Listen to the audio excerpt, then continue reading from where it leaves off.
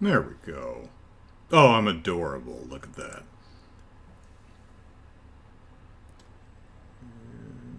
There we go.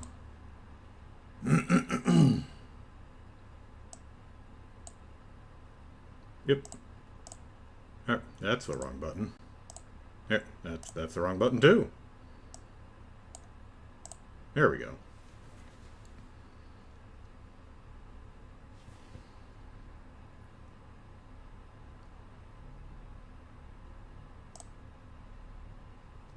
Alright, test, 1, 2, 3. Looks like audio's going and not clipping, so that's always nice.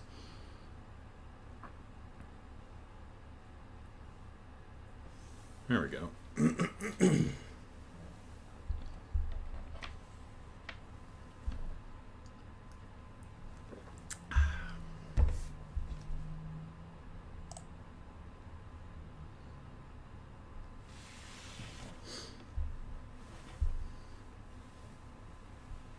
Curlycast, Merry Christmas.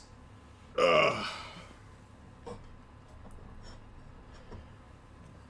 So you'll appreciate this little anecdote while we are waiting to start. So this week or last week or at some point in the in the recent past, I was testing something that I had to make sure that I was writing a script to ensure that a calculation was correct, right? And I needed 3 values, and I needed to grab 3 values, multiply them together, and then make sure that, or add them together, whatever the formula is, and make sure that they added up correctly, right? So I'm like, okay, here's value 1, here's value 2, value 3 is not available on this page, so I'm going to have to dig out the design document and download an entire spreadsheet which has a lookup table where I have to determine this information and this information to narrow in on the factor that I need to use in the formula. And I was futzing around with that for 25 minutes before I realized that the page I was looking at actually scrolled to the right and the age factor, whatever it is, was in the same table I was looking at. It was just further to the right on the screen. And yeah, boy did I feel silly about that one. Oops. it's like, oh man, I'm gonna have to write this incredibly complicated script where I discern these 2 or 3 different aspects of this person so that I can look up the factor in a table, and then no, it's in the table. It's just scroll the screen to the right, dumbass.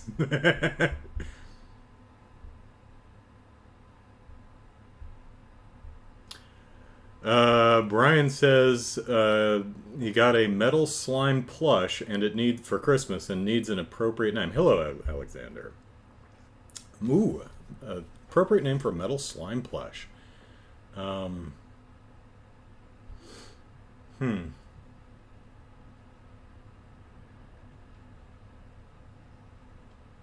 think on that. All right, it's noon o'clock. Let's get started. Hello, everyone. Happy Sunday and Merry Christmas. I certainly hope most of you have better things to do today, but if not, well, we're going to make a delectable holiday treat called Christmas crack balls. Now, why are they called that? Well, they're essentially little 1-inch chocolate balls, so that's where the balls comes from. A friend of mine, Tom, really likes them, and like so much that he's like addicted to them and can't stop eating them, so he always called them crack balls. And I only make them during the holidays, and I like alliteration, so I call them Christmas crack balls. And it's a very easy thing to make, which is why I'm at my table in my living room instead of in my kitchen, which is very hard to film in because it's so damn small. Which means I'll probably have to get up and walk back and forth occasionally if I forgot something. So let's see. Brian. By the way, Brian got a metal slime plushie for Christmas and needs an appropriate name. Says my mind keeps going to Sliggoo, but that's a Pokemon. Even if it would be a good game, it's the wrong franchise. Stalia. Stal is Russian for metal. Okay. Where my mind is going is metal slimes are known for immediately running away. So something that leans into the cowardly nature of slimes. Yeah. But, okay, so what are Christmas crack balls? They're small little chocolate balls. What are they made of? Cream cheese, confectionery sugar, powdered sugar, and chocolate. That's about it. Very easy thing to make. So, the first thing you do... now, I'm going to make a smaller batch because I'm the only one here, and I don't want to eat an entire batch or throw away an entire batch. So I'm going to... Gilbert! That's actually a great idea, bro. That's perfect. I love it. Gilbert for the slime. For the metal slime. That's great. Curly Cass says, I was testing something before the Christmas break where this web page had a refresh setting, so I set to 90 seconds to refresh for a test, but put 900 in. By mistake, the whole web page went down. Whoops. Alexander says, just name it Damned Coward. Yeah. I had... it reminds me of the biggest programming mistake I ever made. But way back when this actually mattered, I made a lookup table for sine and cosine calculations for, 360 degrees. Because back then, it was quicker to look up the answer to cosine sine of a certain degree than it was to actually calculate it on the fly. The problem is when I initiated the table, I accidentally typed 36 instead of 360. So it wasn't calculating a bunch of the degrees, so I had circles that were missing chunks, and it took me a while to figure out what I did wrong. So, alright. So the first thing you want to do is... get cream cheese, 8 ounces, which is just one of these things of Philly cream cheese, and leave it on the counter and let it soften.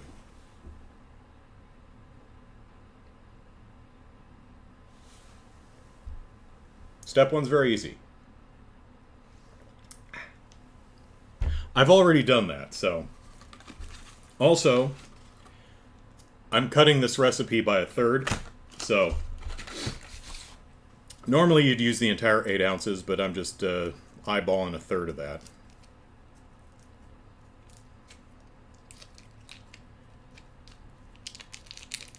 There we are.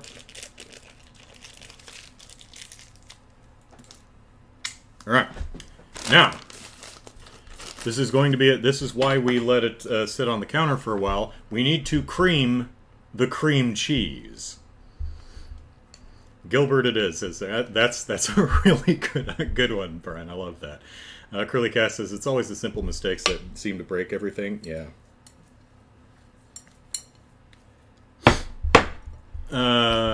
You can clear trails from 0 while it softens. Yeah, there you go. Now, if you have an electric mixer, don't be shy. It's not cheating. You can use that. That's fine.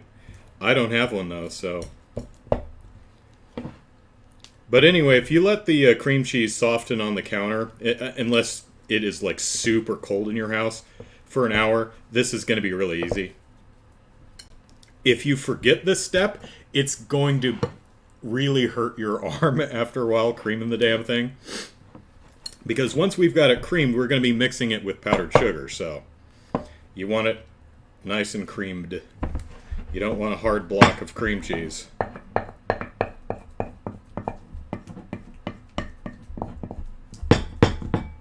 Let's see. Yeah, that should be fine. Alright. Now, we gradually add in the sugar and, beat it until blended. Again, a lot easier if you have an electric hand mixer. I do not, which is why I'm not using one. So, normally 8 ounces of cream cheese, 3 cups of powdered sugar. I'm thirding it, so I'm only going to use 1 cup.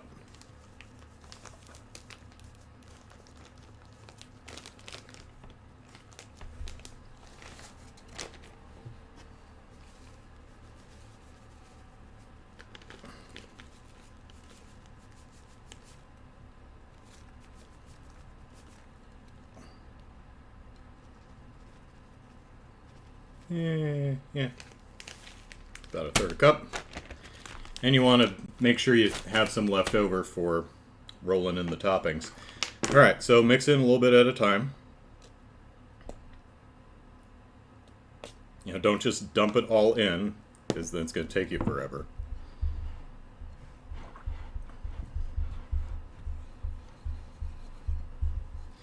So, how's everyone's Christmas? I hope.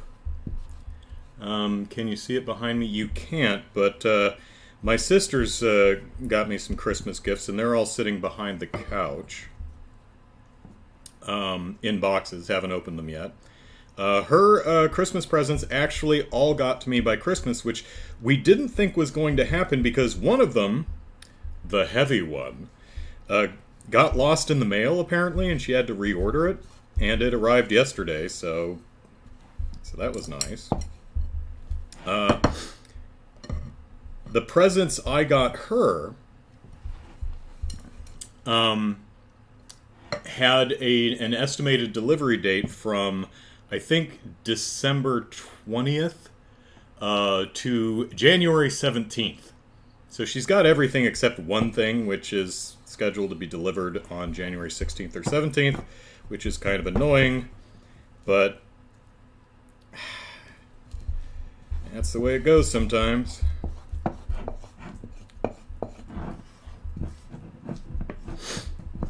Oh well. Now you might think, wow, 8 ounces of cream cheese and 3 cups of powdered sugar? Golly gee willikers, that is going to be very rich. Yeah. Christmas crack balls are probably not something you're going to just nom nom nom nom nom. It's something you might eat 1, 2, maybe 3, and you'll be like, wow, yeah, I'm good now. Don't really need any more of those. Also, it's a nice recipe because it doesn't require any baking, and you're less likely to burn the house down. I'm sure some of us could still manage it. But, at the very least, when you do it like this, I'm in absolutely no danger of setting fire to my kitchen, because I'm not in it. I mean, if I manage to catch my kitchen on fire from out here, be impressed.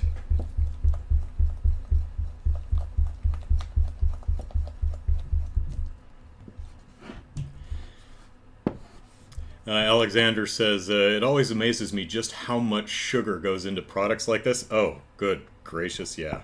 Yeah, these are... Yeah, it's basically just, hey, just spoon sugar into your face, why don't you?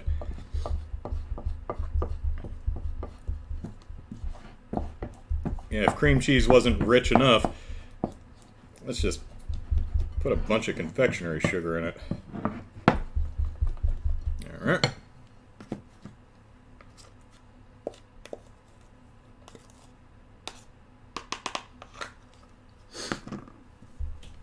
Also, prepare to make a mess, which always happens, particularly when you're using confectionery sugar. Yeah, you can see it's already all over the desk. It's going to be all over you, especially if you have kids. Oh, it's going to be all over the place. Because another thing is, we'll get there, but the chocolate balls, you roll them by hand, so you're going to get just chocolate all over the place. Your hands will look like you ran out of toilet paper. Which, if you never grew up, like me, that's still hilarious. Brian says, mine, Christmas, has been pretty good. Had a good time with my partner and her best friend today. Glad to hear it. Though some gifts from my mom got stuck in the mail, didn't arrive in time. Yeah, that's always the way. When you have a remote Christmas, like my sister and I do, getting the presents there on the day doesn't really matter. She and I will probably do a virtual gift exchange maybe later in the week, and then we'll just record the last gift whenever it gets to her. And that, of course, I'll share online once or we'll wait until later in January. Doesn't really matter.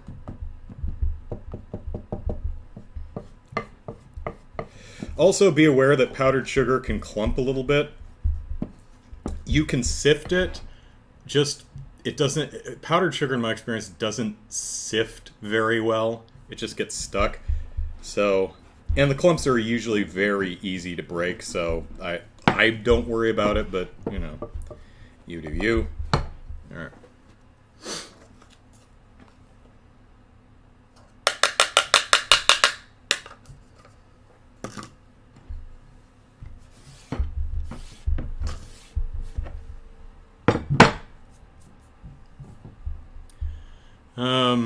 Not wearing all black? Well, no, this is, I don't have a Santa hat, so this is as Christmassy as I can get, wearing the colors, which is oddly also Freddy Krueger's colors, so, you know, what are you gonna do?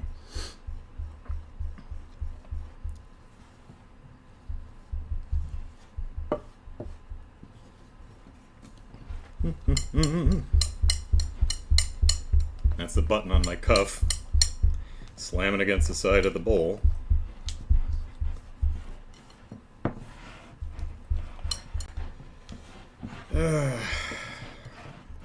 Now, what's interesting is I don't trust the boxes of presents behind my couch to not spoil what's inside them, so I haven't really looked at them.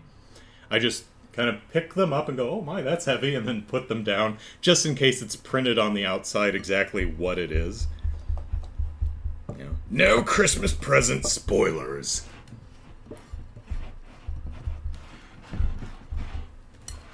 Alright, this is looking good.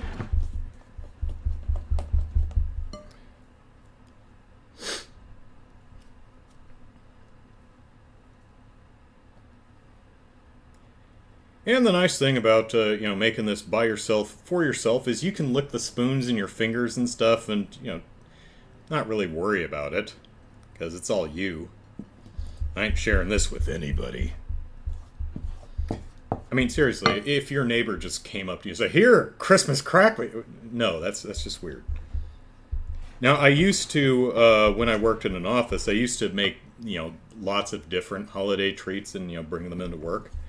But it's not a thing anymore. For me, anyway. Oh, I didn't win the cookie contest with my yogurt cookies. They kind of changed what the rules were, or what the so here we go. That's what it looks like. That's what you should aim for. Nummy nummies. So Santa is secretly a Krueger? I guess that's how that works, yeah. Brian says, we failed to get either of the cats fully into Santa costume. Apollo wearing it like a cape was the best we could do. I'll check your photos later. Okay, now that we have the sugar and the cream cheese blended, you get chocolate, semi-sweet chocolate, you melt it, and you stir it in. Now, I use baker's chocolate, so 8 ounces of cream cheese, 3 cups of powdered sugar, 12 ounces of chocolate. When I was a kid, these were 8 ounces, now they're 4. So, because I'm doing a third of the batch, I only need 1. But when I was a kid, you had to buy 2 of these, and then use a full one, and then half the other. Now you need to buy 3. I mean, at least you don't have some left over. So, I'm just going to microwave this. It works. Just be careful you don't scorch the chocolate.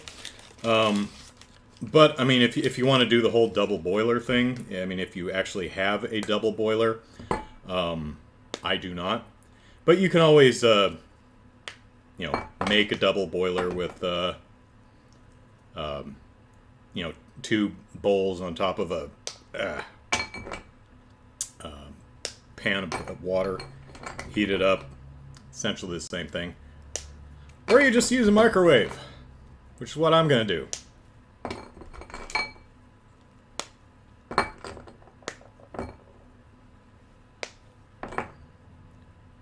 Chrysopolis, hello.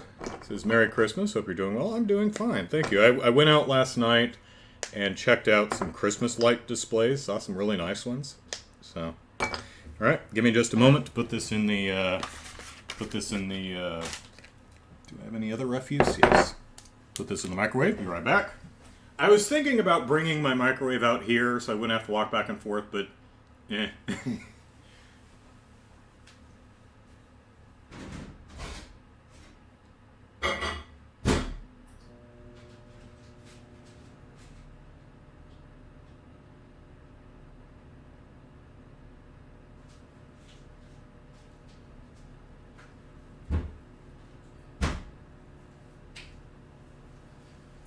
So I'm going to be away from camera for a little bit because I got to make sure I don't scorch this. So just talk amongst yourselves.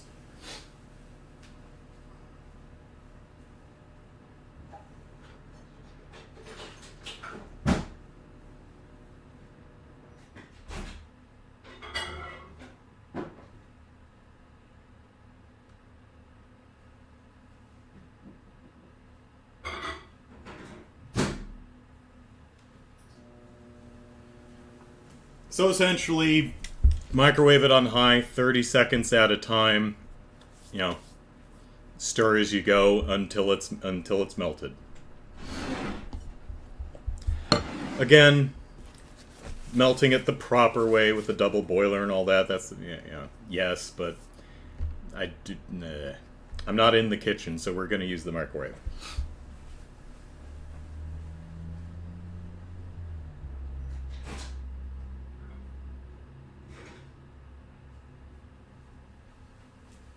So, we can see that it's starting to get soft, but there's still, you can see right in there, it's starting to liquefy.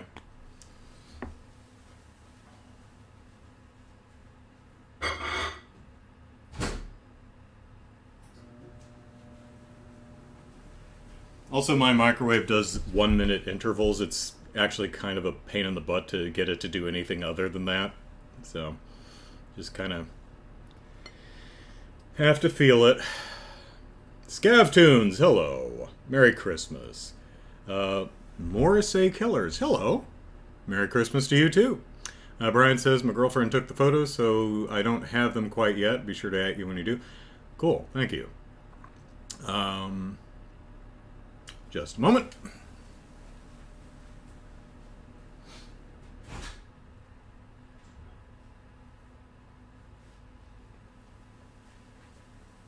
See, there we go. It's starting to get nice and melted in the center. We've still got big blocks of unmelted chocolate though.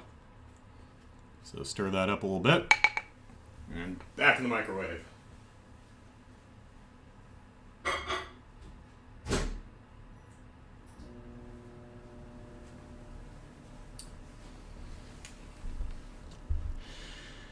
All right.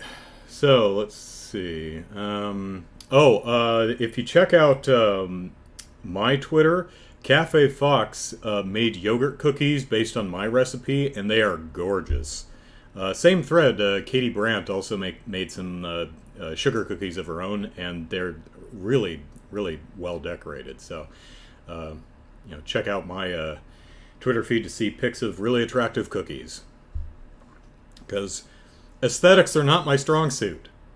I can cook okay or bake okay, but aesthetics, no, never been my thing.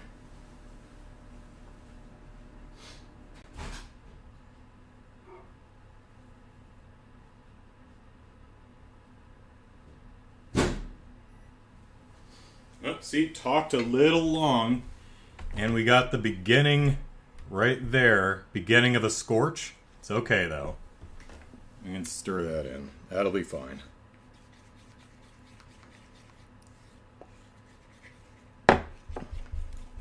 You've got to be very careful when melting chocolate with the microwave. Very easy to scorch. And really, you should stand next to the microwave so you don't let it go too long, but don't want to leave you all hanging.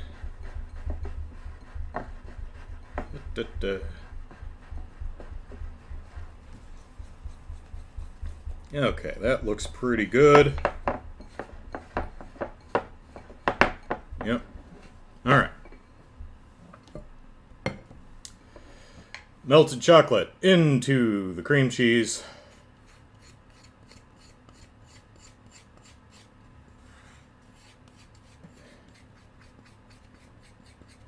Nummy, nummy, nummy, nummy, nummy.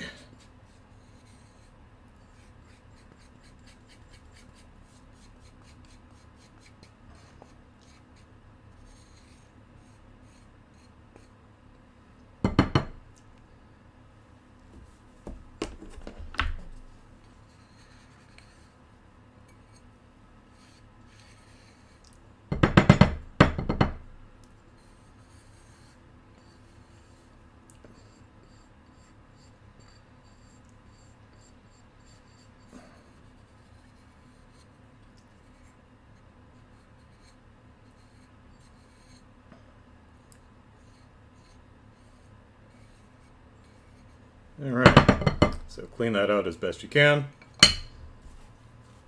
Yeah. Num num num.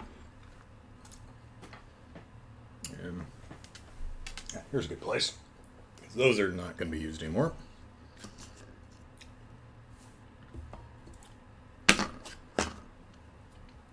All right, so 8 ounces of cream cheese, 3 cups powdered sugar, 12 ounces of semi-sweet chocolate melted. That's what I have. Also, teaspoon and a half of vanilla. So I'm going to just use a half teaspoon, which might be the rest of this.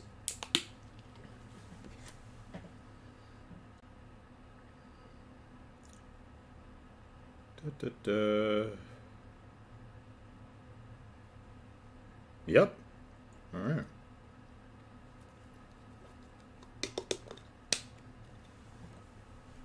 Yeah, well. So that's done.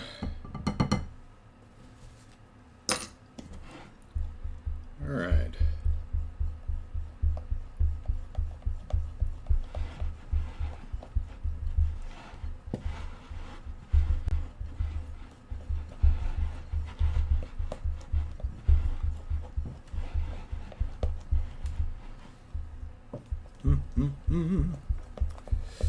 Da, da, da.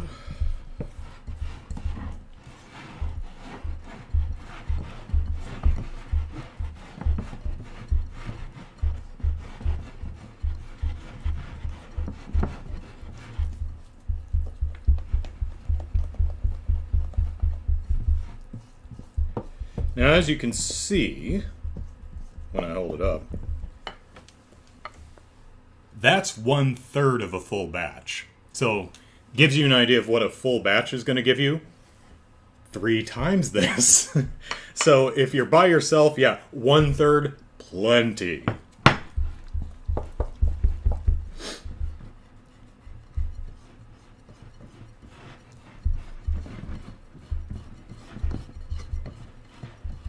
Alright. Just get the cream cheese and stuff off the side of the bowl. I mean, I've got plenty in here, but, you know.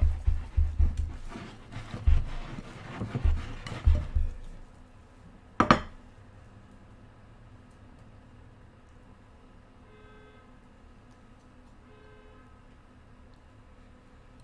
right.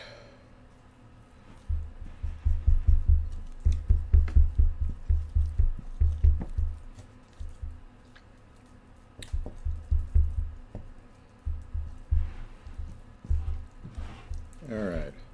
Now what I'm doing is I'm spreading it out evenly over the bottom of the bowl. This is not really going to be an issue if you're making a full batch, but I'm making a small batch, so I don't want it clumped into one part of the bowl. So I'm just spreading it out evenly over the bottom.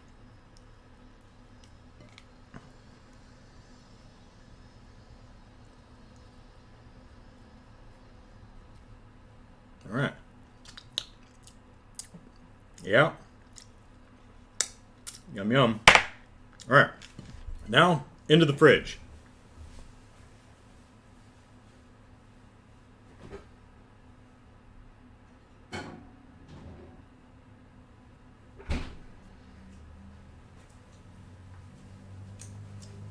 So, into the fridge to chill for 1 hour. It's 12:30, so now we wait.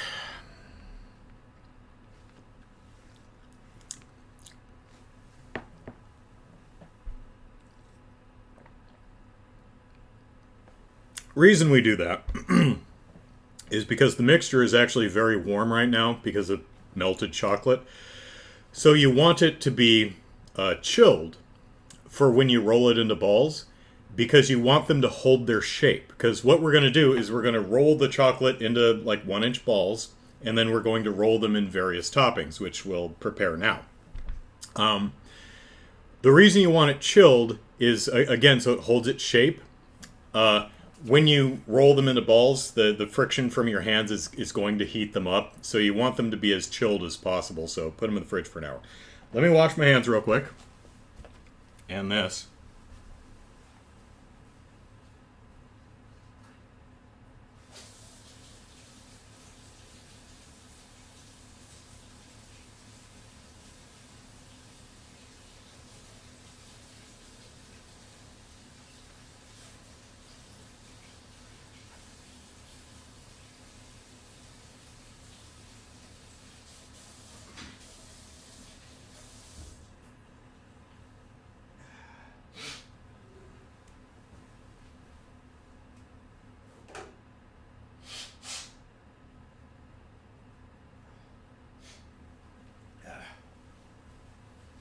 All right, so toppings.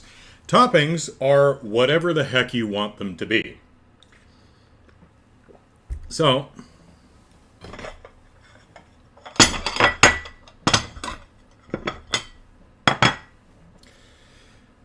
one thing that's always nice is just colored sprinkles, right? One thing that I like if you want bite is cocoa.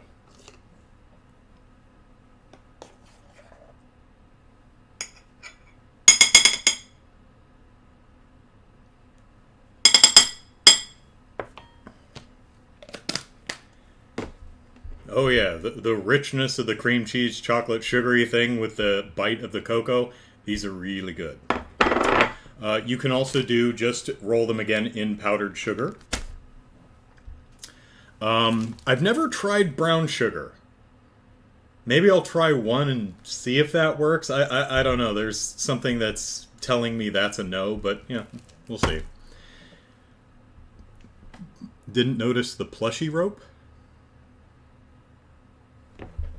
Plushy rope? What are you referring to, Scaptoons? Another thing you can do is just roll it in granulated sugar. But granulated sugar is boring. So what I want to try is making colored granulated sugar. Unfortunately, I don't have a lot. I was thinking I'd make some red and green. But I think I'll just make red because green, I'd have to use blue and yellow. And I have so little sugar that would probably be too much. So I think we're just going to go with red. So my idea is to try and keep it from clumping too bad, is to put the sugar in a jar and put 1 drop of food coloring in and just shake the hell out of it and see what happens. I've actually never bothered making colored sugar myself before. So we'll see if this works. That's a little over 1/3 of a cup, looks like.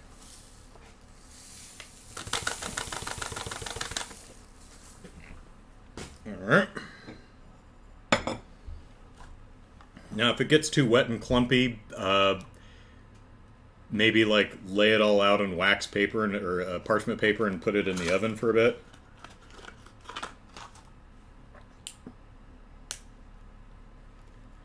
Alright. Boop. Alright.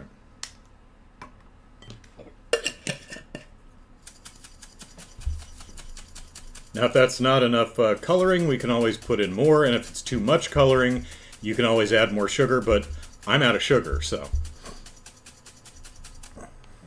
And yeah, actually, that's not too bad. That's Let's see if we've got a clump of red in there or not, or if that's even. No, that looks pretty good. Let's go with one more drop. See if we can get a little bit more vibrancy out of that.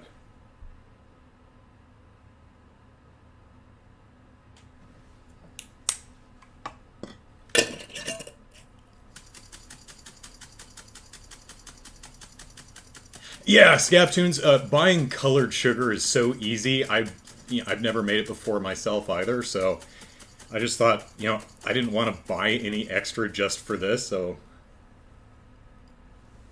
well, there we go. It's a nice pink. I think we can go darker.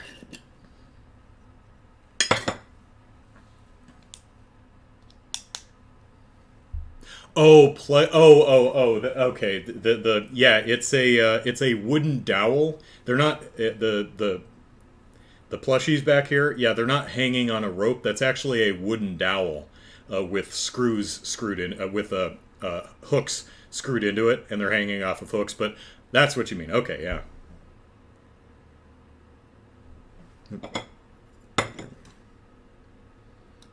Because I want it to hit the sugar and not the side of the jar.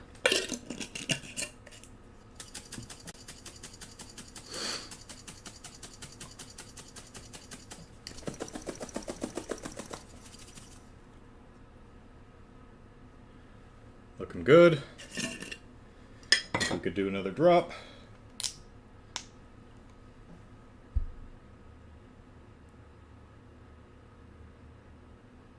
Let's be bold and do 2 drops. 5 in total.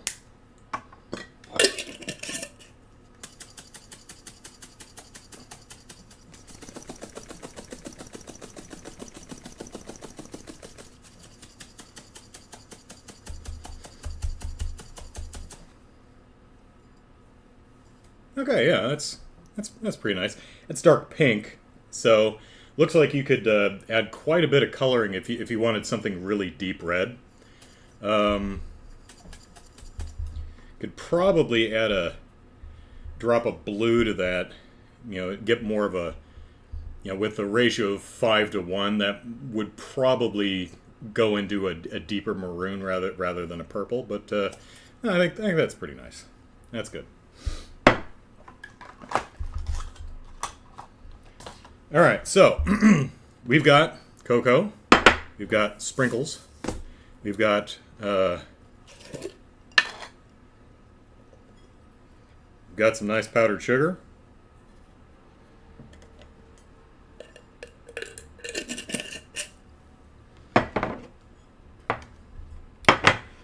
or I'm sorry, colored granulated sugar.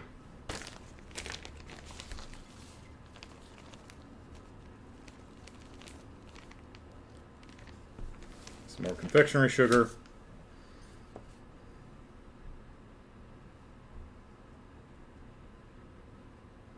There we go.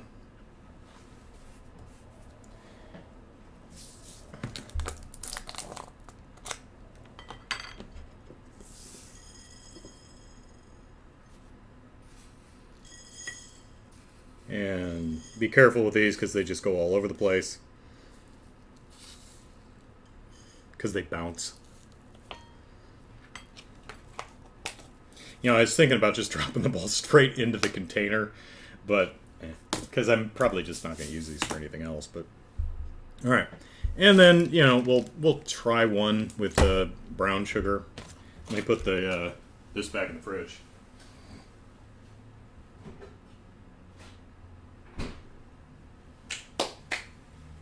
All right. So let's see. Now I've only got 55 minutes to sit here and stare at each other while we wait for the chocolate to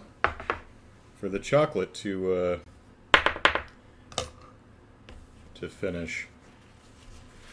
So let me do a little bit of cleaning here.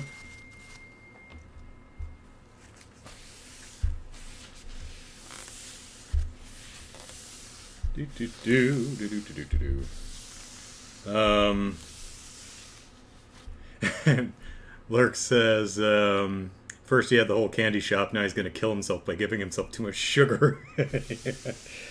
Yeah, just a moment.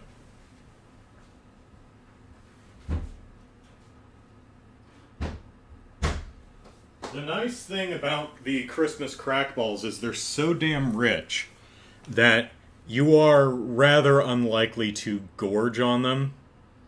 I mean, you do it over a couple of days, I suppose, but you're very unlikely to just sit and eat all of them in a sitting because they're just very, very rich. So, to take that for what it is, a little bit of cleanup, be right back.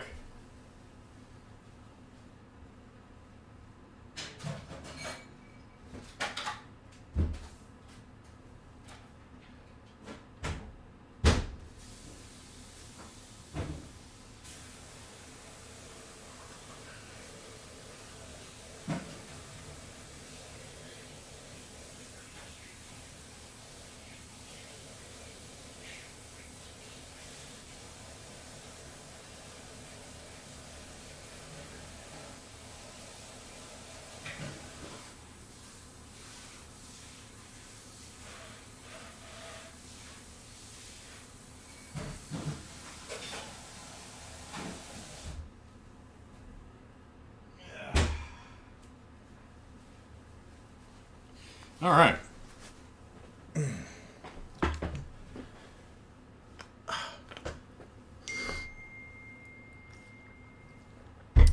Let's see.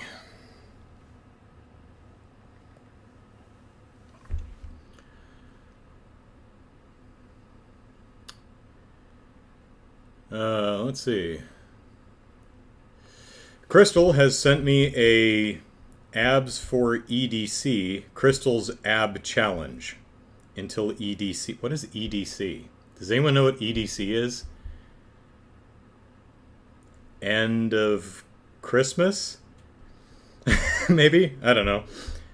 Start date options 12/24 or by January 1st. End date May 18th. So Crystal's ab challenge, 100 sit-ups per day. All right, the goal, finish 100 sit-ups under 5 minutes daily. Okay. Use phone timer to track. Rest is needed. Maximum 15 minutes per session to finish. If you exceed 5 minutes, well, I mean, I shouldn't scoff. Everyone has their own fitness level. A maximum 15 minutes per session to finish if you exceed 5 minutes. However, do your... Crystal, by the way, is a friend of mine. She lives up in, Port Wainini last I thought, which is north of me. She's a trainer. I don't know if she still does that, but last I heard she was still doing training, so... let's see. Do your best. Finish 100 sit-ups daily no matter what. Even if over 15 minutes. Even if you do 10 sit-ups every 1 hour. Oh God, what's that one guy's name? I can't remember his name. Fitness TV dude known for wearing, jumpsuits. I can't remember his name. But he had a fun bit once where he was like, picking up 1,000 pounds is easy if you do it right. And he picked up a 5-pound weight and put it down, and picked up another 5, and that's 10, and picked up 5, 15. He said, you keep doing that, eventually you'll get 1,000. So that's like, it's all in how you look at it. Choose one type of sit-up per day. It's okay to repeat type as needed. If one type becomes easy, change it up. So acceptable sit-ups. Feet on ground, feet up in tabletop position. So, see if I can demo any of these. So, let's see. Feet on ground, feet up in tabletop position. V-ups, so it's these. Bicycles. Mountain climbers. For me, mountain climbers are these. I'm not sure how to do a mountain climber with a sit-up. Text me if you need a video example of sit-up type. Okay. Let's see. 100 under 3 minutes, or repeat 3 times 300 sit-ups total. Anyone may implement this rule for themselves. So that's Crystal and Mia, whoever that is, probably a friend of Crystal's. Text Crystal daily. Ab progress picture. I am absolutely not doing that. Time and total sit-ups daily upon completion. This will be good to look back and see your gains. If you aren't comfortable sending me the photo, I am not. Take and keep one on your phone for yourself. I'm not comfortable doing that either. Phones can be hacked. Have fun with it. 10 to 30 people are doing it. You can do it. I love you. Abs for EDC. Here we come. Okay. I still don't know what EDC is. No, it's not Richard Simmons. It's, oh, God. Well, oh, can't remember his name. Chicago, hello.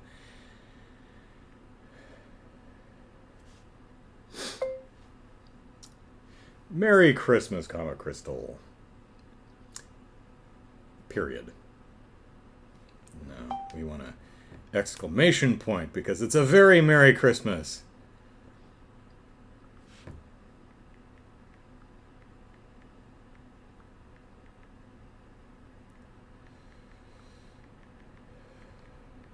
I'm terrible at texting.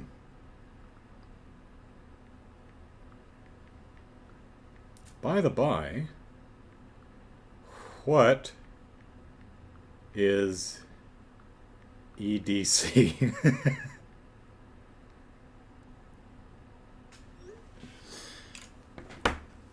String. Oh, goodness, yeah.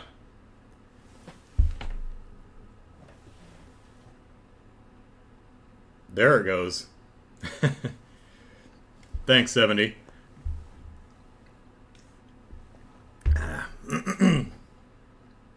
All right. I'm not going to do 100 sit-ups while wearing 2 shirts. Well, I guess 3 shirts. No, that's not doing that. All right. So what are we going to do for the next 45 minutes? Well, let's talk about Tales of Berseria, because Jared, one of my super patrons, has supported me on Patreon at $10 a month for an entire year, and anyone who does that gets, I'll make a video just for them. He wanted me to stream Tales of Berseria. So I did. I'd never played it before, had a lot of fun playing it, and found the game to be it's an RPG for those who don't know. It's in the Tales series, and I found it to be a very interesting game. I'm liking it a lot so far. I've played about 8 hours. I did 5 on stream, played another further 2 or 3 hours. One thing I particularly like about the game... I've got chocolate on my knuckle. One thing I particularly like about the game is your typical RPG is going to be a bunch of kids who do gooden kids who go on a quest to save the world, right? In Tales of Berseria, it's a group of mostly young people. Velvet, there's a 3-year time gap, so I guess she's 19 now, so she's still a kid, but she ain't out to save the world. She out to kill a dude who done pissed her off. She might end up saving the world in the process, but that is not her goal. She is out for revenge. She very angry, and I like that as a starting point. I find that refreshing and a lot of fun. The first town that we went to, we lit it on fire before we left. So we got a boat, and we crashed a boat because no one in our party knows how to sail. So we go to a nearby town and try to get a boat. And they're like, hey, if you find this mean lizard monster and kill him, we'll fix your boat. So we find the lizard monster, and we kick his ass, but we don't kill him because he's a sailor, and we could use one of those because we know if we fix our boat or get a new boat, we're just going to crash the damn thing again. And so we're like, all right, tell you what, we're going to lop off your tail and take that back as proof that we killed you, and then when we leave, you come on our boat and help us not crash our boat into rocks and stuff. He's like, yeah, that sounds like a pretty good deal, because I'm not staying here. They're all trying to kill me anyway. They sent you after me, for example. Well, turns out we crashed our boat so hard it can't be fixed, and no one will sell us a boat. So we essentially light the town on fire to cause a distraction so that we can steal another boat. End up kidnapping a small child in the process, but, you know, the ends justify the means.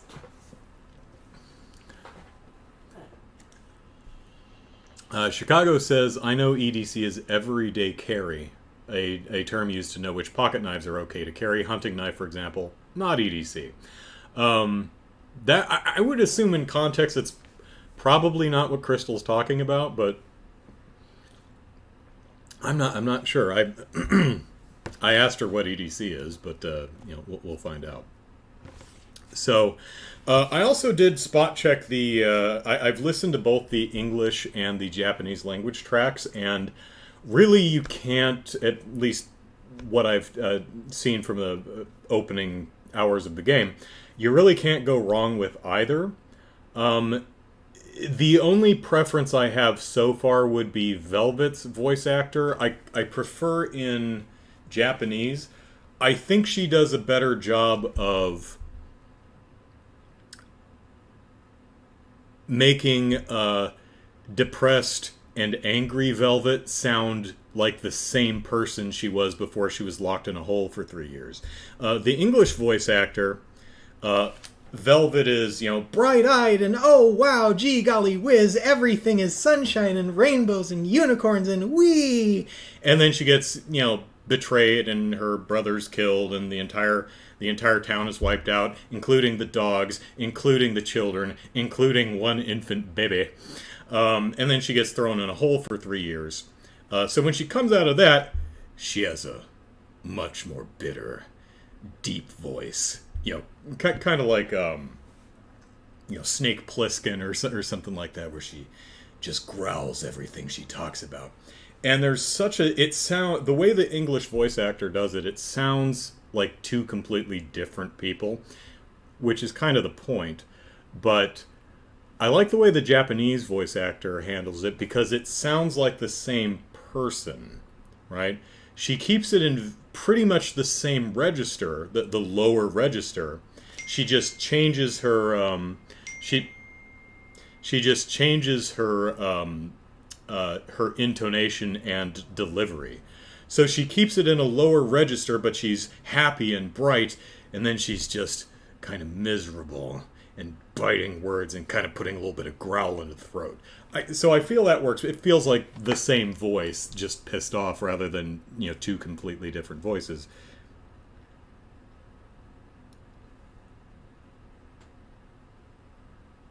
In case you want to participate in my ab challenge, it's a patty. Did she mean party?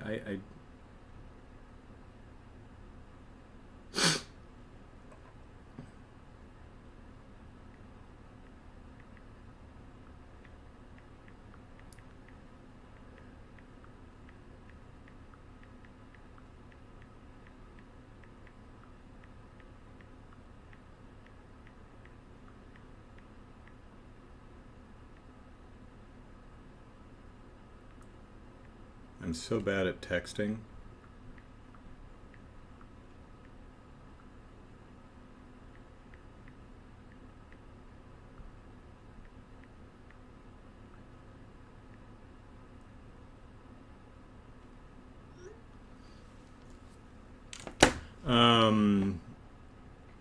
Chicago says, so you're the villains in Tales of Berseria? No. But we're not really virtuous do-gooders out to with altruistic purpose. You know, we are out for ourselves, and we're out to kill a dude because he's a bad guy, and we're gonna kill the bad guy, but it's not for anyone's benefit other than ourselves, at least at this point in the early game. So we're not the villains, but we're not exactly good people either. We'll leave each other to die. We're just all, our entire party is just using each other, and we'll happily leave each other to die if it benefits. And like we left Maggie Lou. We left Maggie Lou to die, and she's not she's not particularly offended. She'd do the same thing because she sold us out too. You know, she's like, yeah, it's fine. We're all out for ourselves. It's a party of convenience. Trilink says Berseria has my favorite cast in a Tales of game. So far, yeah, I'm really liking this rather refreshing take on RPG protagonists so far. Brian says localization has its issues though. Some after battle skits don't make any sense, and one late game side quest has subtitles literally generated through computer speech recognition. Okay, huh. Alexander says later tales of localizations are kind of bad, honestly. A lot of inconsistencies, strange translations, weird phrasings. Huh. Well, I guess, you know, the localization is what the localization is, regardless of what language you listen to it in, but anyway. So, still got about 35 minutes. So, let's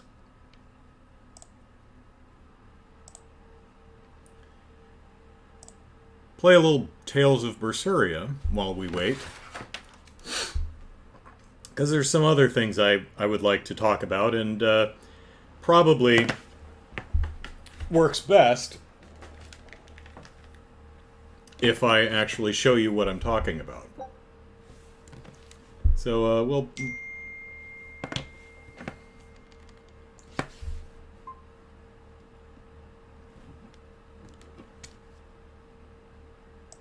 do English, I guess.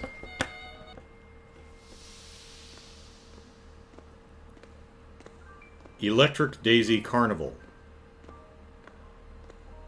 Huh, that I still don't know what the hell that is.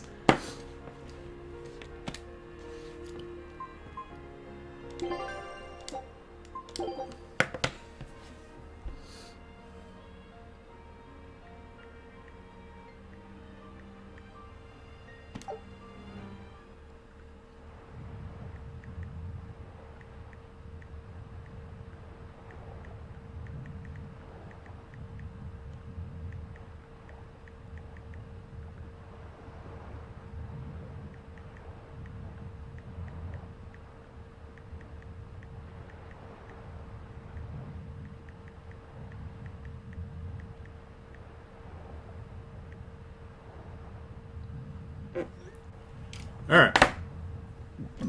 Let's see. Brian says Velvet is a very dark protagonist who is mad for a very good reason, but she has a very cool hat, so. Etorius killed her brother, turned her into a demon, and imprisoned her for years. She has a good reason to want to kill. Oh yeah, she's totally justified. She's not particularly nice, though. Brian says, the spoken dialogue in that side quest makes sense. It's the English subtitles that were the problem. It seems like they ran out of time to type them up properly. Oh. Oh, what did you find? What's in your hand? Oh, it's the comb from her very dead brother. Okay, there's Maggie Lou, who is being a tease and isn't joining our party yet. You tease, Maggie Lou? I really like Maggie Lou's design. I think it's Maggie Lou. What's funny is I have to jump off here. I can't jump off here or here so much. Just right here. I really like Maggie Lou's design. Look at her. She's got a belt made of books. That's fun. Oh, here's our lizard friend, who's also a sailor. We chopped off his tail. Here are the pirates that chased us down. So... And there's a glowing thing.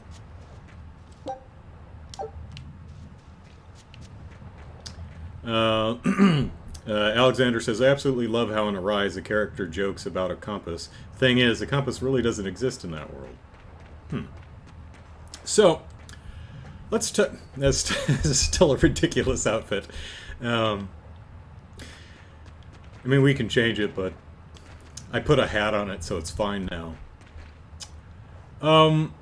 So Tales of Berseria is one of the active battle RPGs, as opposed to a real-time active battle RPG, as opposed to a menu-based RPG like Dragon Quest or at least the Trails of the Sky games.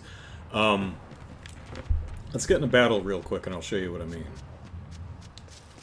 Me personally, and this is just a personal bias, I prefer the non-real-time menu-based battle systems of Trails and Dragon Quest and a lot of early Final Fantasy games. So okay, here comes a scorpion-looking thing. So I can run around the map and run up to a person and just start smacking them.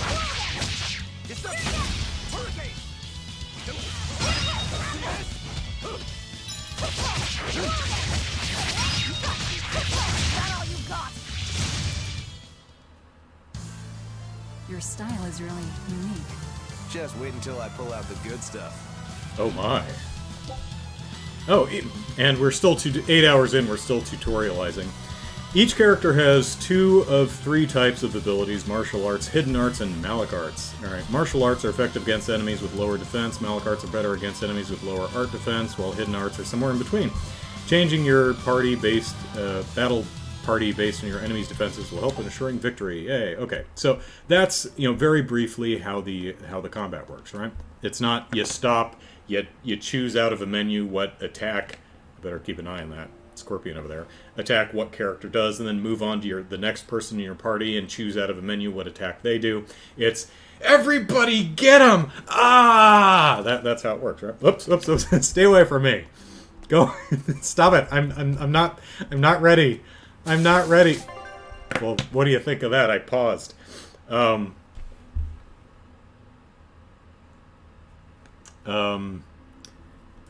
Blind says, not Maggie Lou, Magaloo. It rhymes with soggy shoe or boggy glue. Get it right or she'll turn you into froggy stew. Yeah, but I just like calling her Maggie Lou. I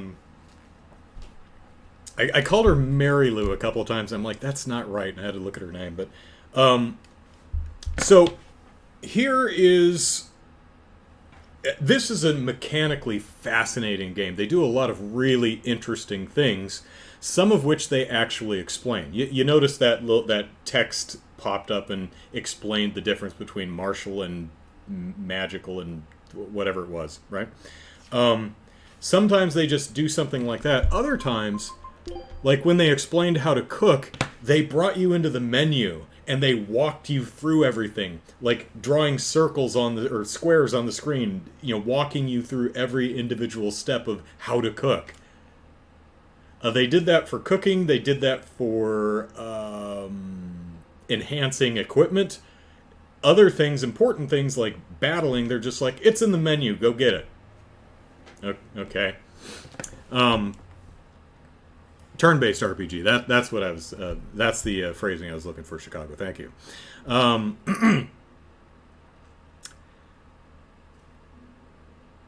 There seems to be somewhat of a disconnect between the way the game tells you how to play and how it actually wants you to play. Kind of like how there's a disconnect between the early Sonic games, how it tells you how you want to play, and how the game... Sonic, everything about the marketing of the game, the design of the character, the animation of the character, it tells you, communicates, gotta go fast. But everything about the game's actual mechanics, the way Sonic controls, the way he moves, the way the levels are laid out, the zoomed in, the framing of the scene communicates, stop and play this like a Mario-esque platformer. Berseria, for me at least so far, has kind of that same issue. So it's an active battle kind of a thing, right?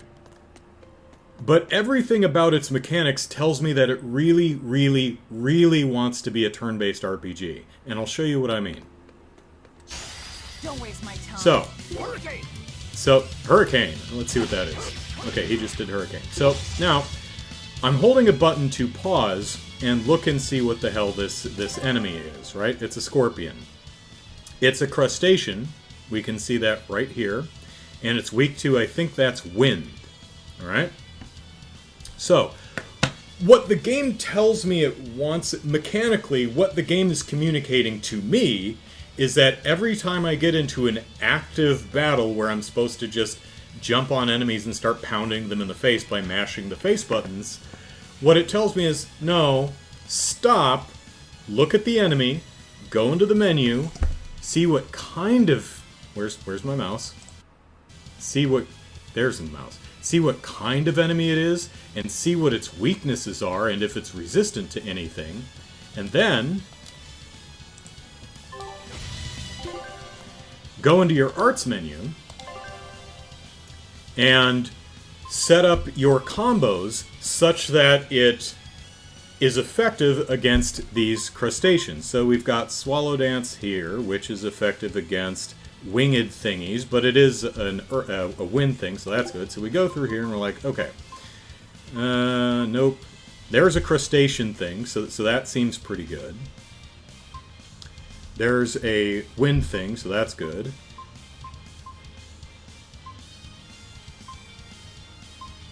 Okay, so we've got a wind thing, and we'll put in, where was the crustacean thing? There we go. The gouging spin. So we've got 2 stuns, paralysis seems good, and then another stun. Let's see, what else do we want? Let's throw in the burn. So, for this button, I've created a combo which should be fairly effective against scorpions. So let's try it out.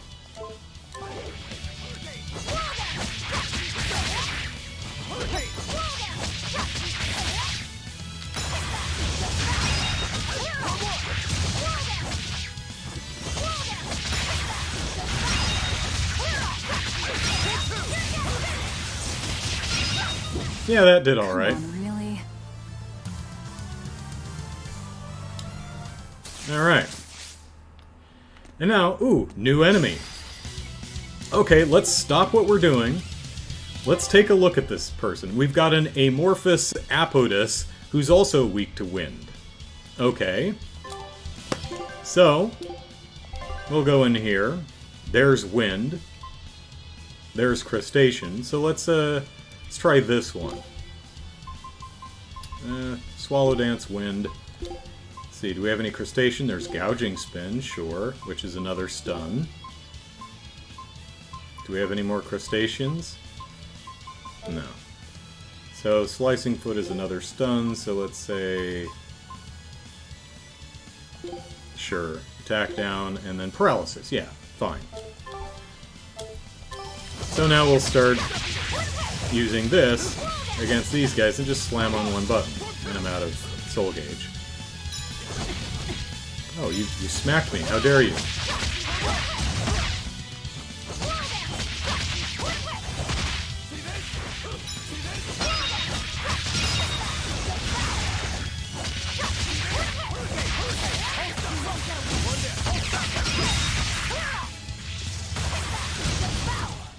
Come on, really? There we go.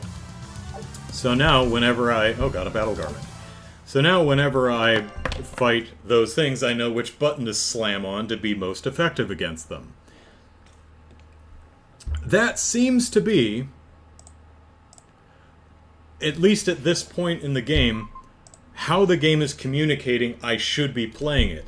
Slow down, stop time, go into the menu, research what the weaknesses are, set up a combo string that's effective against the enemies that are in the area you're currently in. For me... oh, here's another thing. We got any more enemies in here? Well, let's get some goodies. Oop, I heard something skittering.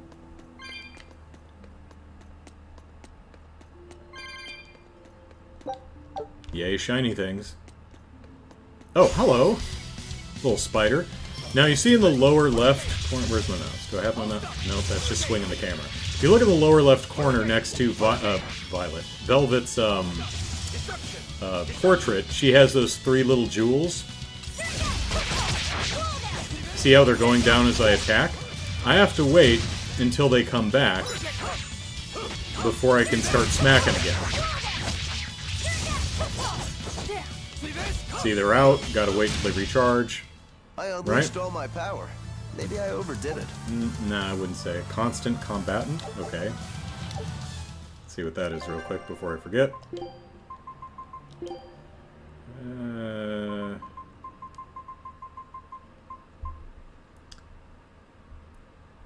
Someone who spent time in combat. Okay. Increases power of arts. That's nice. Alright. So,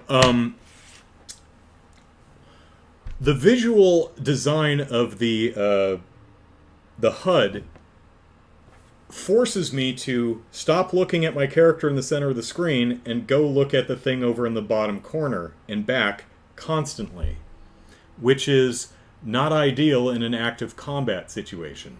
You'll notice in games like Doom and Doom Eternal, for example, a lot of the things like your grenades and how much gas you have for the chainsaw are put right up on the reticle where your eyes are almost always focused, so that you can tell at a very quick glance what the status is without you having to look at the HUD in the bottom of the screen.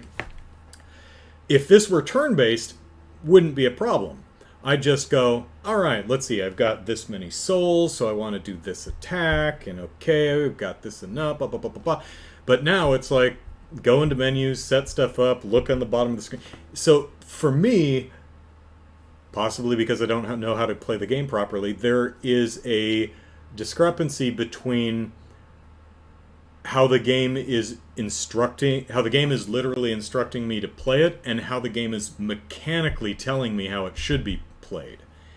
Which isn't a problem. It's just kind of weird. It's discordant to me, at least at this early part of the game.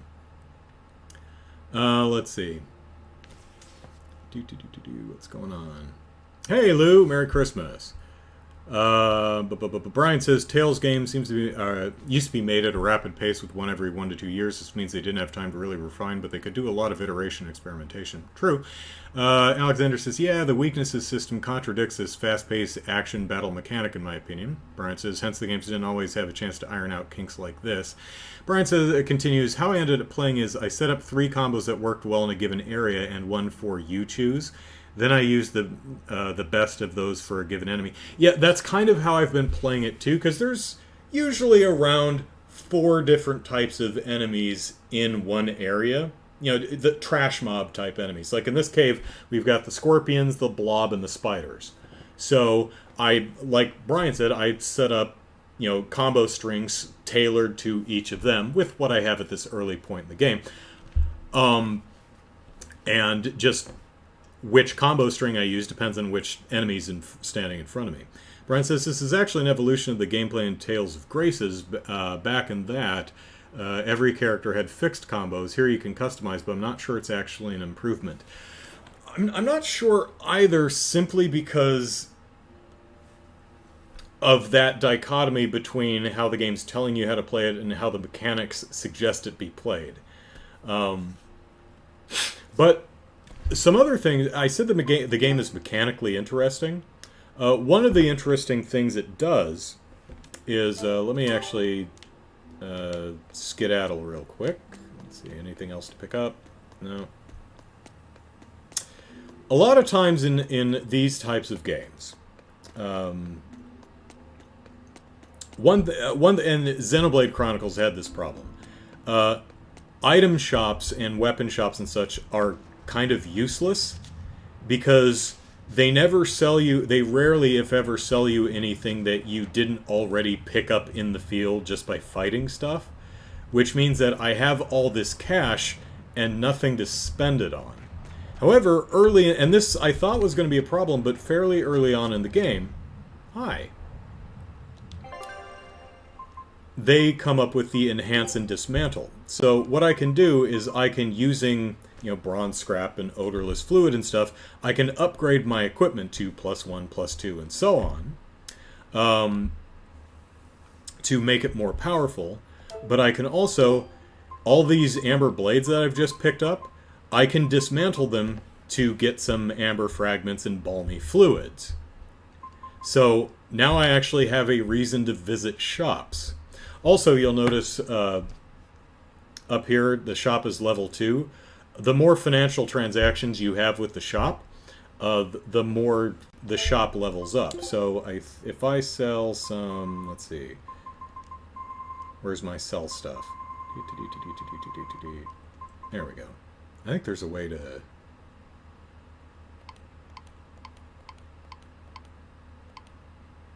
There we go. So we'll just get rid of our chipped silver coins. All right. Is there a sell all? No, there we go.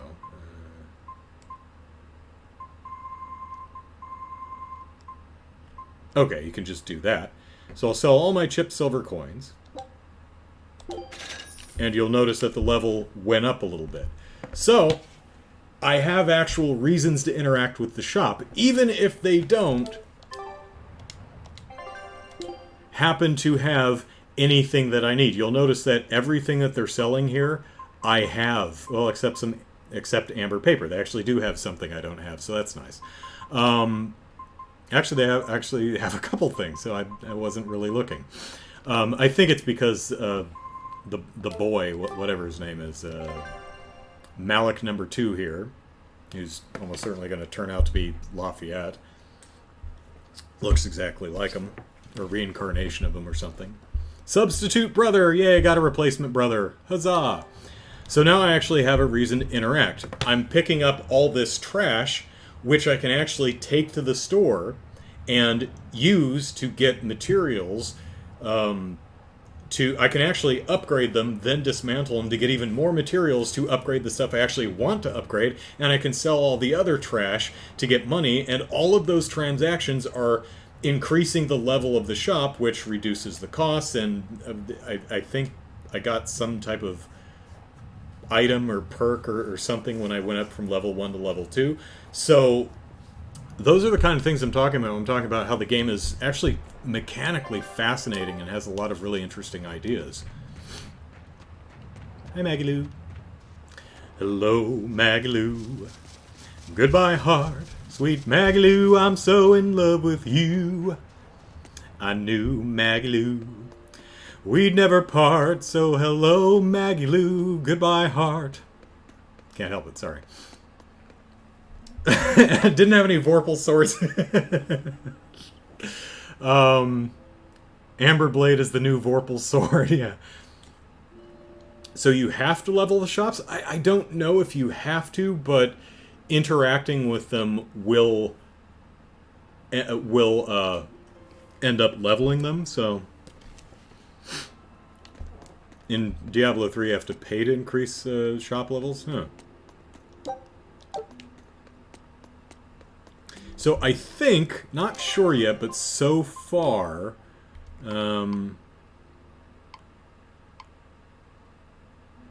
yeah, I think one of these potentites was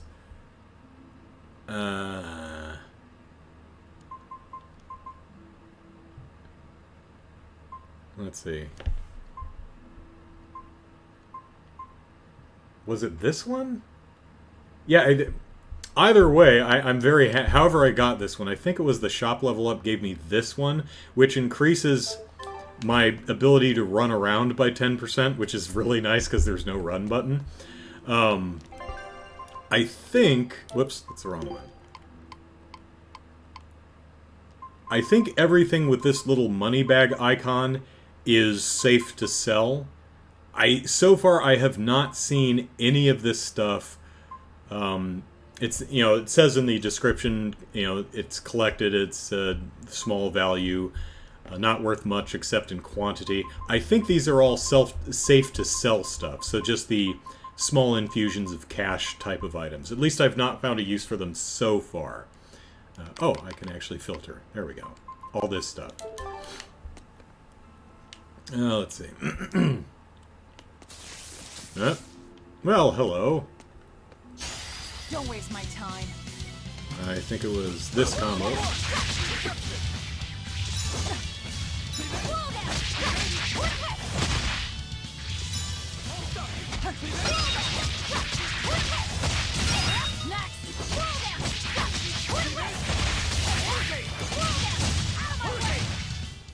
I unleashed all my power.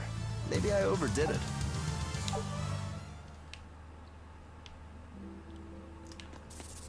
Nope, something's skittering around. Hi. I don't think I've actually looked at you yet.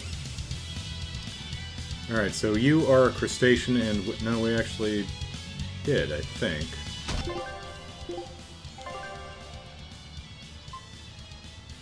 Yeah.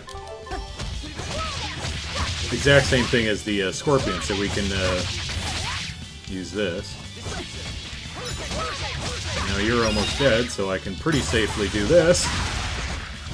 As long as I can kill you. There we go.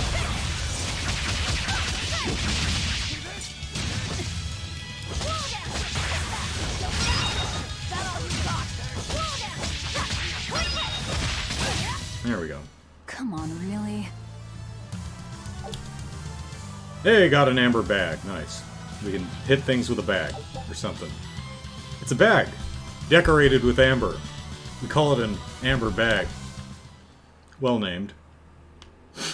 Anything crawling around on the ceiling? Another thing that this... one drawback, common drawback to active battle games like Zen... I'll end this quickly. Oh, hello. Run away! Alright.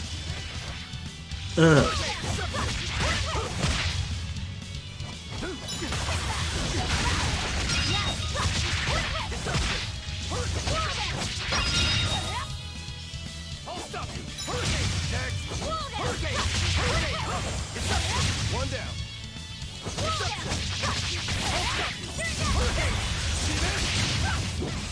Come on, really? Now, as I was saying before so rudely interrupted by skittery little numbnuts. Alright. Anyone following me? No. Okay. Should be safe. Okay. So one common drawback to RPGs of this nature is your party, you know, there's 2 other people here, but a lot of times you don't do anything because you can manage their you know, their weapons and their attack style and their arts and stuff like that. Like you know, I haven't even looked at this stuff yet. And because you don't directly control them, you almost feel like, what's the point? The computer, you know, I'll get him new armor and stuff, but I'm not particularly invested because I never actually play as them.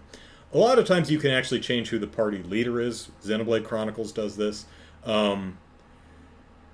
But what this game does, both in this early game and also I played the demo, so I know it does this, is you can actually, in real time, switch between all of your characters, even in the people who are not in your active party. You can swap them in and create combos doing that, which helps to make them feel like an actual part of the party, which many active battle RPGs, for me, struggle with. Lou says, I'm not convinced that amber bag is the best use for amber.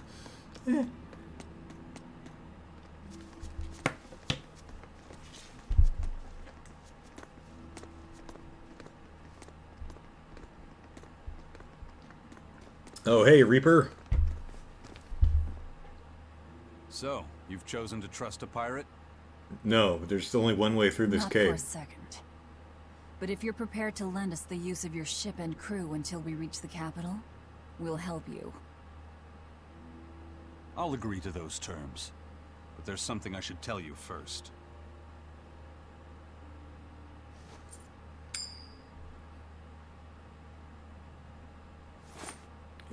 I bring ill fortune to all those around me. The Reaper's curse. Okay, well then forget it. I could flip this coin 1,000 times and still land on tails. Well, it's probably Trying to weighted get wrong. through the fort cost the lives of 5 good sailors. If you join up with me, I can't guarantee your safety. Why would you go out of your way to warn us? And why don't you button the Even bottom 2 demons buttons don't on your want to meet vest? An unfair death, right?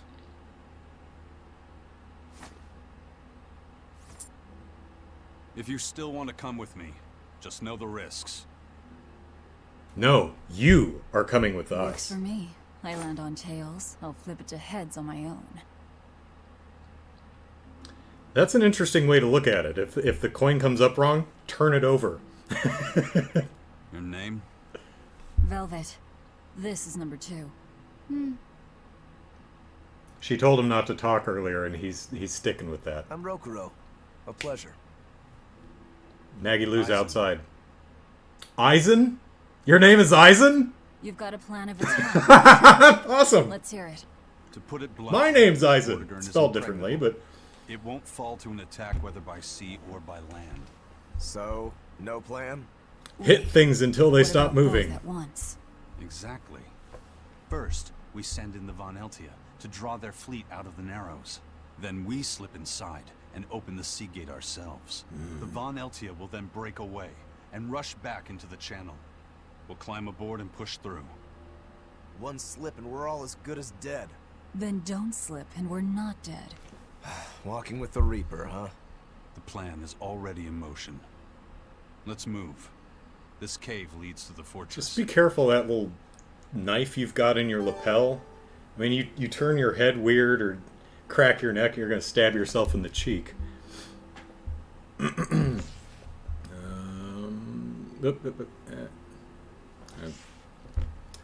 What did I just get? Did I get a title or something?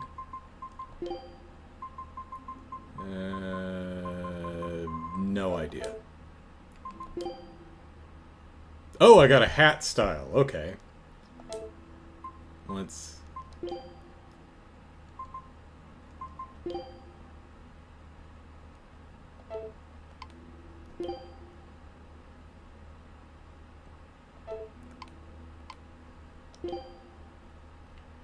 That actually looks really good on him.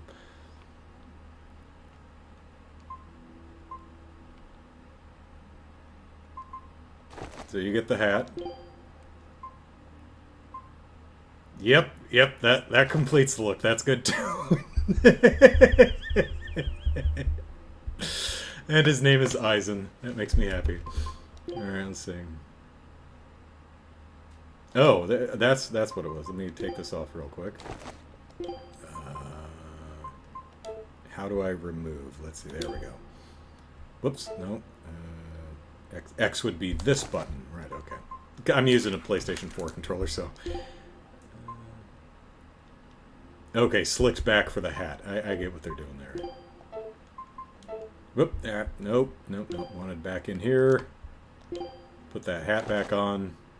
Does he look better with hat style? Nope. I like the bangs. That's pretty good. Okay. Brian says, once you get more than 4 characters, swapping becomes an important tactical option. Yeah, at this point in the game, there's not really any need to do it, especially with the trash mobs. But I did play the demo where I had all 6 characters. And so you can only have 4 in your active party at the time. But even when in a battle, you can still swap in the 2 sub-members. So it'll be interesting to see how that works out. Let's see. Brian says, the game's actually a prequel to the previous Tales games, Hysteria. Eisen is the brother of Edna, one of the playable characters in that game. Oh, how about that? Lou says, knife next to head is bad idea for people with bad luck. Yeah, it reminds me of Rufina's spiky shoulder pads that were curving towards her head in Trails 3. Brian says, to have a character Sherry name, best I've got is Gilbert. Oh, well, Gilbert's awesome. Alright, another 5 minutes. Oop. Who's sneaking about? Which one did I set up for you?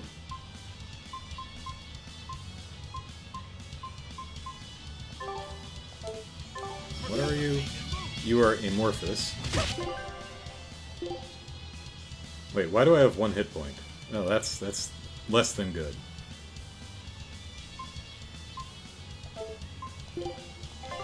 Let's see. Yes. Thank you. Alright.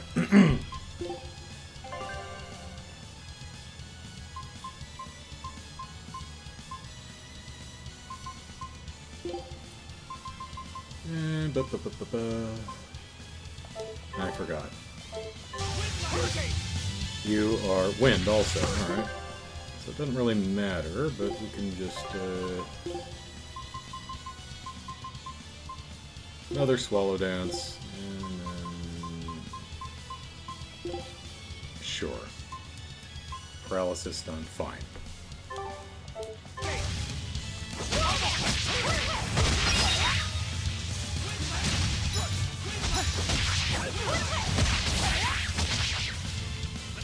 So, I think, how do you, I forget now.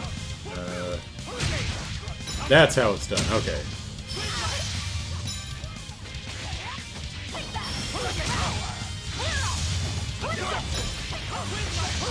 One down. Unarmed? Hardly. These are deadly weapons. What'll it take to make you go all out? No one asked, actually, but okay. All right, elemental attacks used matter non-elements with Laphicet. Oh, spoiler! Laphicet has Malic arts. I mean, not much of one. Of all 5 elements, makes him seem useful in any situation, but few options against enemies resistant to non-element attacks. Very valuable at close range. Or right, okay. Probably got that because I switched to him, but bit of a spoiler if you, for some reason, did not realize that's who that was. Lou says, well, my namesake is Mary Lou. So there you go. Hello, Magaloo. I'm in love with you. Yes, hello, Magaloo. Goodbye, heart. Right from the start, I said, hello, Magaloo. Goodbye, heart. Goodbye, heart. Don't you shake your stinger at me or whatever the hell you're doing and picking things up. Oh, is this impassable? What is this? Look at all these vines. They're too tangled to cut through. I'm carrying some flint. Just burn through it. Do you really think this is a good place for us to start a fire? Yes. Normally, no. But we're also demons in Malachim. Get what I'm saying? Yeah, we're not exactly normal ourselves. Alright, you can use kindling to burn vines and other obstructions to open a way forward. You can also burn vines and rocks to examine them. Oh, neat. Well, before we go that way, let's check, see what's in this other little path here. And then we'll go get the chocolate out of the fridge. Whoops, I just completely missed it because I was staring at the chat. There we go, that's where we wanted to go.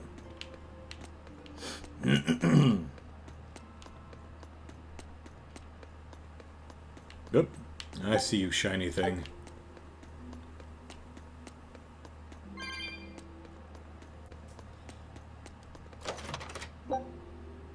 Got some amber paper. Sweet. Alright.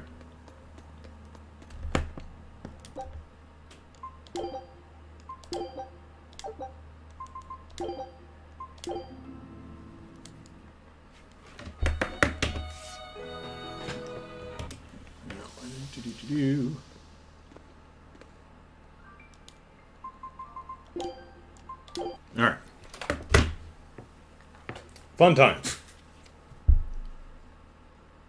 Okay, but back to why we are really here. Is to gorge on chocolate! Alright, let me get the chocolate out of the fridge.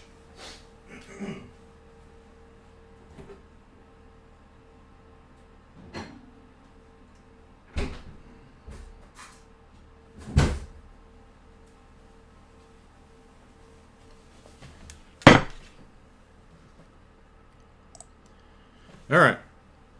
So, now we've got a bowl of cold chocolate. So, first thing you do is wash your hands.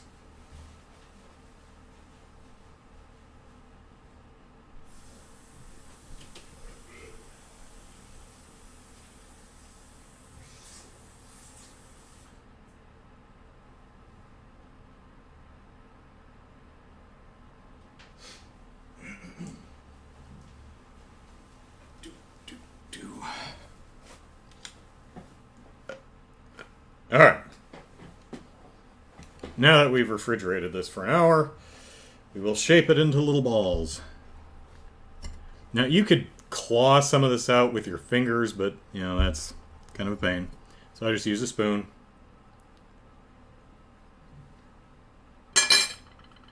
This might be a little bit much. Let's see.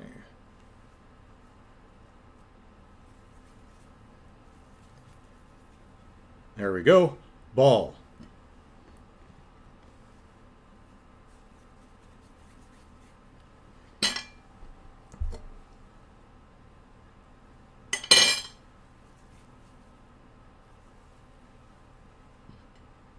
Ball.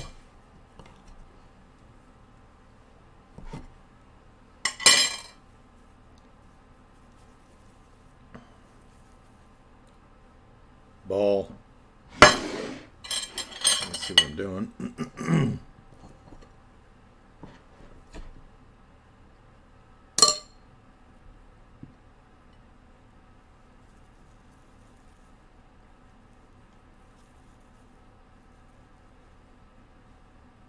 Now try to shape them into balls as quickly as you can, so as not to, completely melt the damn things.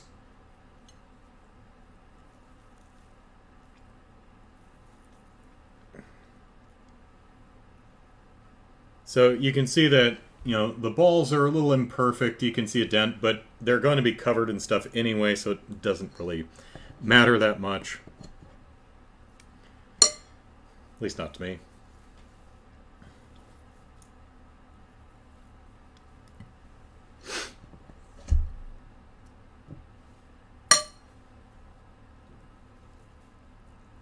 Hey, MX. Merry Christmas. Ball.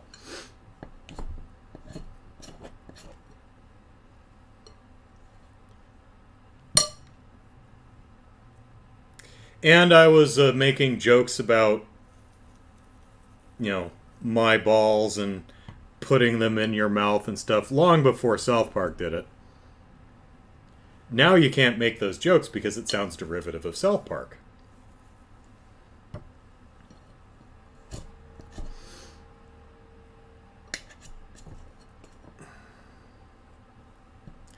But I do say it in my head, and it's still funny. Brian says, just here to listen to Andrew say ball for the next hour.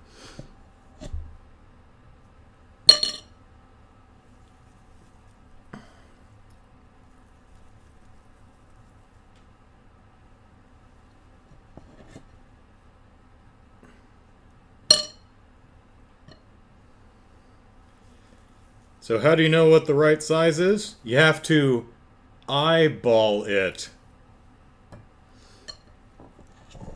Something I'm genuinely kind of terrible at. So my balls end up somewhat uneven. Yeah. See? The right ball is smaller than the left. I mean, you can always fix that with a little bit more chocolate, but... And, of course, your hands end up looking like this. And if you have kids, probably a fun thing, for you to do. But do keep in mind, your kids are going to put their chocolatey little hands on their clothes, on your clothes, on the table, on the counter, on the plates, on the walls, on the floor, everything. You will have chocolatey handprints all over the damn place. So after you have had a fun family bonding time with your children, be prepared to beat them. Don't beat your children. I actually watched a movie last night. Actually, I think I watched 3 movies yesterday. Yesterday was movie day. What did I watch? One of the Thin Man movies. I think it's the last one, Song of the Thin Man. There is an extended sequence of Nick Charles fretting over beating his own son, and it's played as a joke because he doesn't want to beat his son, but his son didn't practice piano like he was supposed to, so now we should beat the child. And Nick's like, I don't want to beat the child, and it flashes back to them playing catch, and it's like. And then it flashes back to, the day he was born and he's passing out cigars. I'm like, this is so weird that this is like a 2 or 3 minute comedy segment of a film revolving entirely around beating your child. Which actually, to me, ended up being the funny part. Thin Man movies, overall, I've seen all 6 of them now. The first one is absolute classic. But as sequels go, they are mostly pretty solid. I think there's only one dud among them, which is, I think, the second one, possibly the third. But yeah, a solid series overall. Lou says, what does the recipe ask for? Well, it needs balls.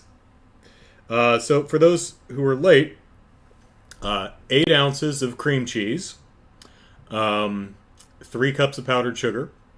This is 1/3 of that. But the full recipe is 8 ounces of cream cheese.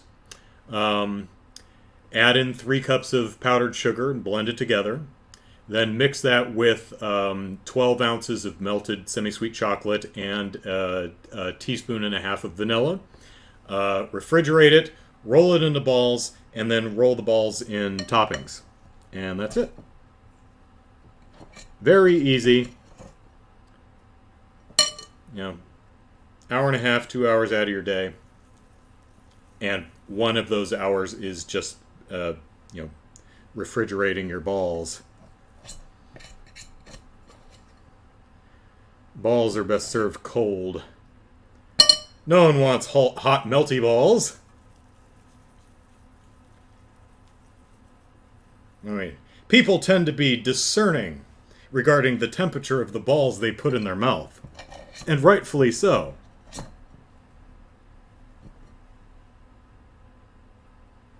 I mean, anyone will put balls in their mouth, sure. But not just any balls. I mean, come on. That's what civilization has brought us to. Ball discernment. Orion, hello. Merry Christmas to you.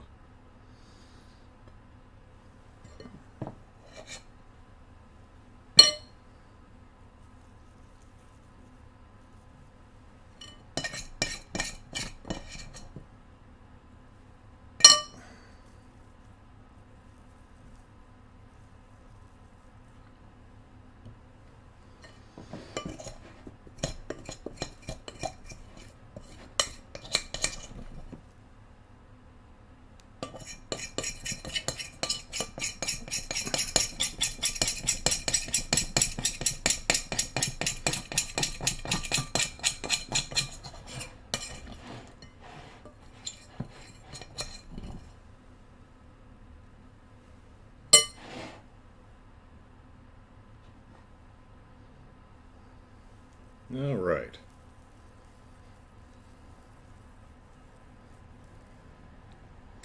Now, I have a lot of balls. Not as many as I'd have had I gone for the full recipe, but a respectable number of balls is what I now have. Lou says, isn't there a rest of sweaty balls once they are out of the fridge? It's true. It's one of the reasons you want to make these around the holiday, because nobody wants to put sweaty balls in their mouth. Alright, now, hand washing time.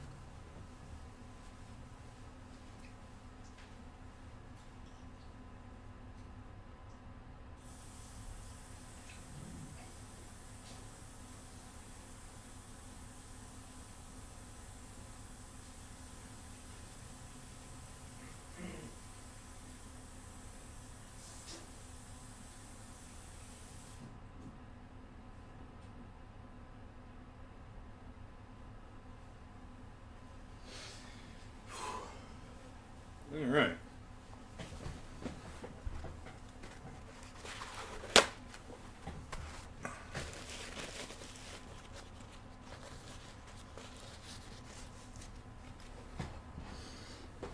All right.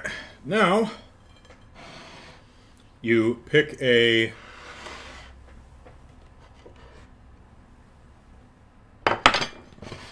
topping.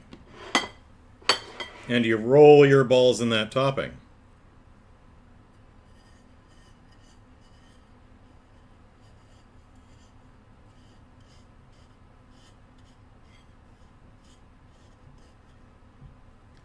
So we've got Sugar balls.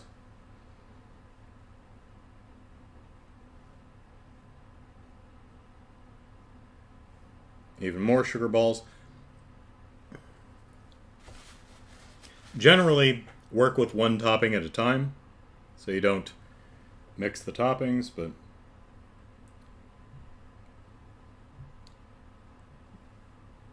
cocoa balls.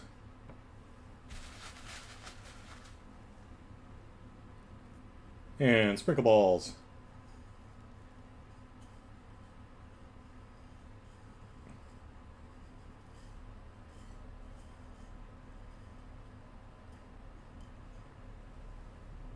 There we go. So, there are your different types of balls. You can also do shredded coconut. I'm not going to do that because I don't like shredded coconut. So, four.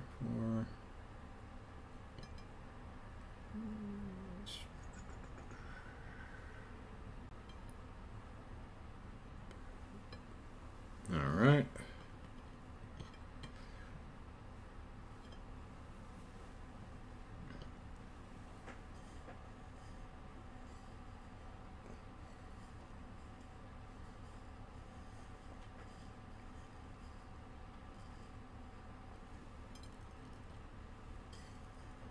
Da, da, da, da, da, da.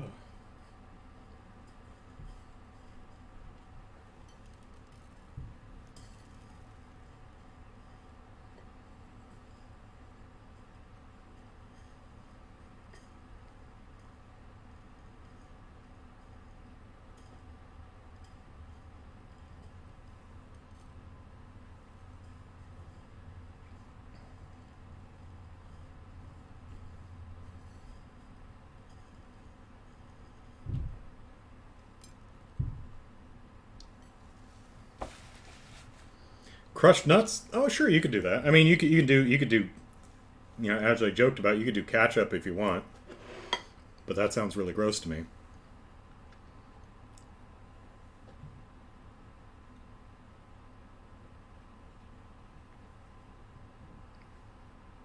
But yeah, you know, crushed nuts. That's,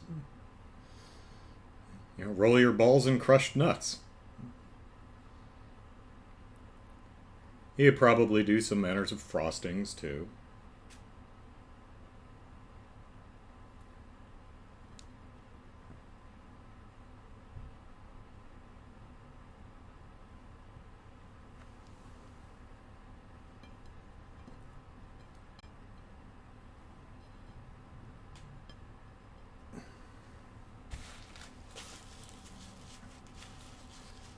Balls or nuts, make up your damned mind, says Lou.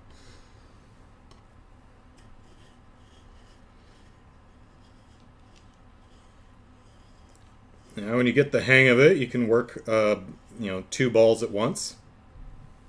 You know, get both hands in there, or maybe even 3. Depends on the person. Roll them around. Very hands-on activity. Got to make sure the balls are nice and coated.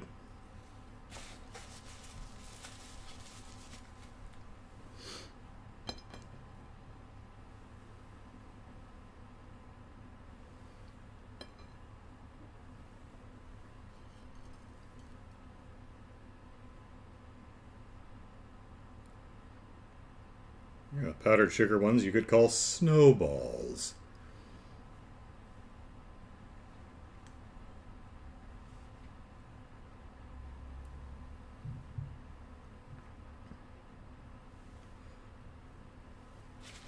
You can see we don't have a really good shot of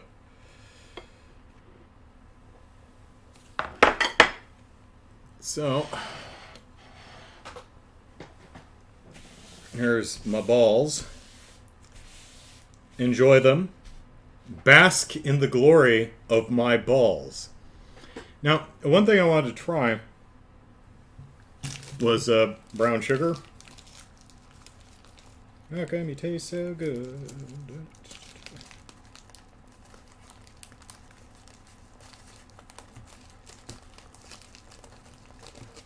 Never tried this before. Something's telling me this is not a good idea, but, you know, it's fun to experiment. Let's see.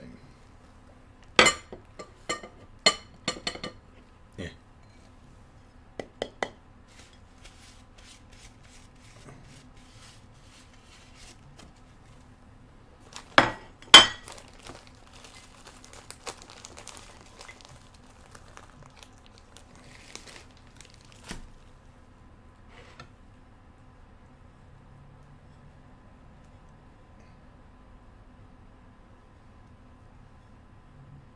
Sugar balls.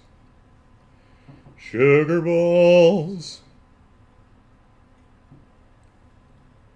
I'm coating my balls with sugar.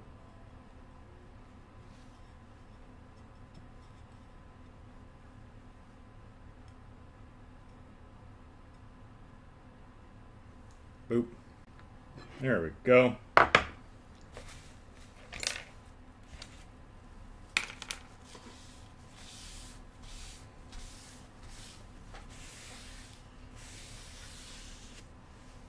Nice white chocolate drizzle. That would work too. I was also thinking possibly that shell chocolate that they sell in the stores that you put on ice cream, and the cold from the ice cream solidifies the chocolate shell. All right, so let's give these a try.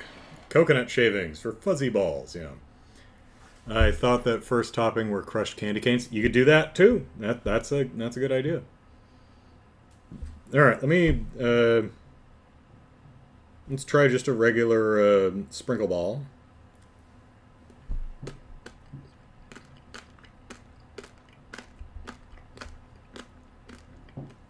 That's rich. Once you roll in toppings, put them back in the fridge for an hour to get them to solidify.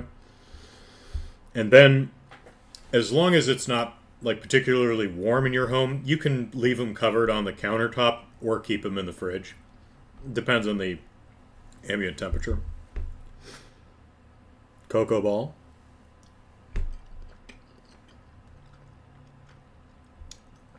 Whew, gets into the sinuses. All right, let's try this brown sugar one.